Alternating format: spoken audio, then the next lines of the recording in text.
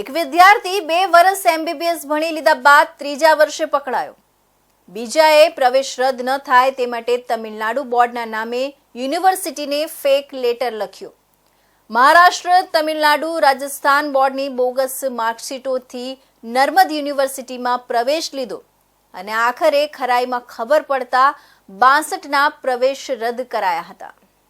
વીર નર્મદ દક્ષિણ ગુજરાત યુનિવર્સિટીમાં 3 વર્ષમાં 62 વિદ્યાર્થીઓએ બોગસ માર્કશીટ ડિગ્રીના આધારે એડમિશન લેતા તેમના પ્રવેશ રદ કરાયા છે।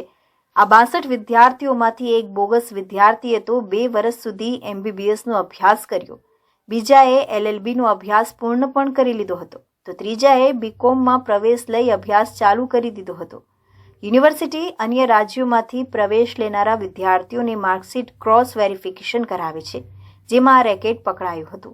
પકડાયેલી તમામ માર્કશીટ તમિલનાડુ, NIOS, કેરલા, રાજસ્થાન તથા મહારાષ્ટ્રની અલગ અલગ સંસ્થાઓની હતી।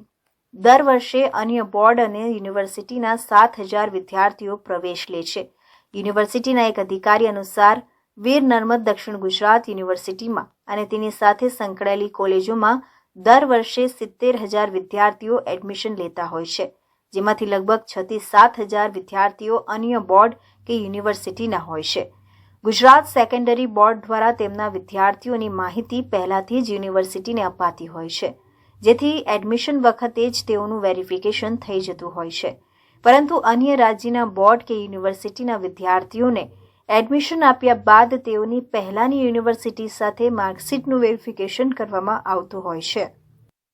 આપણી વીર નર્મદ દક્ષિણ ગુજરાત યુનિવર્સિટીમાં છેલ્લા 3 વર્ષથી academic bank credit, UID, UDIAS અને આધાર કાર્ડ આ 4 વસ્તુને એક સાથે ડેટાનો ઉપયોગ કરીને અને અમને મળેલા ઇનપુટ્સને આધારે તેમજ આપણે યુનિવર્સિટીમાં પ્રથમ સત્રની અંદર 70000 કરતાં વધારે વિદ્યાર્થીઓ પ્રવેશ લેતા હોય છે, જેમાં 6 થી 7000 કરતાં વધારે વિદ્યાર્થીઓ આપણી યુનિવર્સિટી કે ગુજરાત બોર્ડ સિવાયના અન્ય બોર્ડ કે અન્ય યુનિવર્સિટીના વિદ્યાર્થીઓ પ્રવેશ લેતા હોય છે, જેને યુનિવર્સિટી પોતાના ખર્ચે તે યુનિવર્સિટી પાસેથી અમે વેરીફાઈ કરાવતા હોય છે। એ વેરીફાઈને આધારે જે તે બોર્ડ કે જે તે યુનિવર્સિટી લેખિતમાં આપતું હોય છે કે આ અમારા બોર્ડની કે અમારી યુનિવર્સિટીની માર્કશીટ નથી। એને આધારે એવા કુલ 62 જેટલા વિદ્યાર્થીઓના પ્રવેશ થઈ ગયા હોય તો પ્રવેશ રદ કર્યા છે, માર્કશીટ રદ કરી છે, એ લોકોની ડિગ્રી હોય તો ડિગ્રી મેળવી હોય તો તે પણ રદ કરવામાં આવી છે।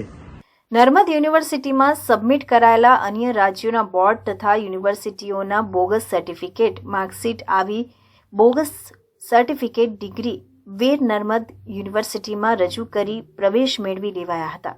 નર્મદ યુનિવર્સિટીમાં છેલ્લા 3 વર્ષમાં આવી બોગસ માર્કશીટ સર્ટિફિકેટ રજૂ કરીને વિદ્યાર્થીઓએ પ્રવેશ લઈ અભ્યાસ શરૂ કરી દીધો હતો।